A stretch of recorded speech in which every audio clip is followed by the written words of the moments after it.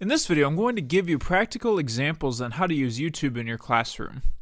One of the first questions I get pretty frequently is how can I convince parents, other teachers, administrators, or whoever that YouTube is a really good tool that can enhance my classroom rather than this thing we should be afraid of.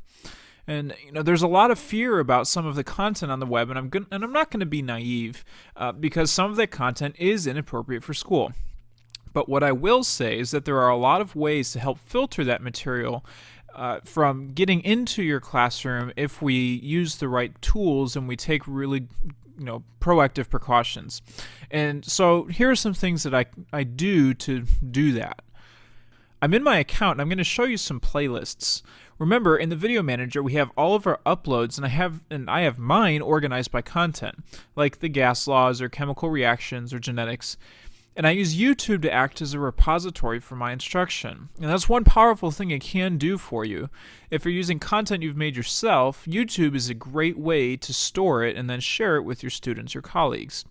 All you need to do is give them the link rather than have them go searching for that content. So it's a great first step. Another thing I use is an extension playlist. And some of these are videos that are not necessarily content driven. They do have good content extension, however. So right now in biology, for example, we're looking at evolution.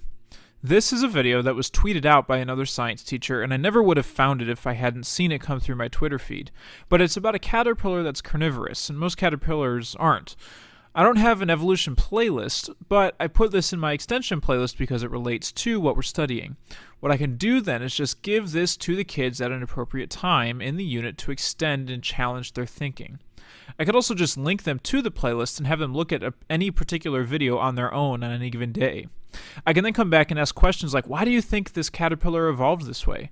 And then we can have these great deep discussions that relate to the content we're studying. Another channel I want to show you is RSA Animate. And what they do is they take TED Talks, remember we talked about TED Talks in a previous video, and they animate them so that they're a little more visually appealing. I love the Dan Pink talk about motivation and the Sir Ken Robinson talk on changing education paradigms.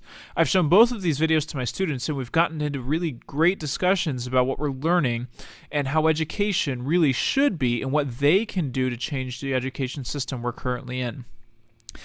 Again, these videos don't necessarily have to be linked to content directly, but they can really expand on what you're doing in class. Without YouTube, I wouldn't be able to do this as much as I have. They're great discussion starters and a good way to bridge the gap between the scary YouTube that we see a lot and the very helpful YouTube that people might not really recognize on the surface, so it's a great place to start. Another way to use YouTube is pushing students to create their own content. Instead of asking all of my students to have their own YouTube channel, anytime they want to create a video, I just upload it to my account. That way, their comments and other feedback in the community goes through me. I still share that feedback with students, but they're not the first recipient of something that could potentially cause harm. So again, acting as an initial buffer or a filter might be a good way to break into YouTube more in your classroom if you're facing some resistance.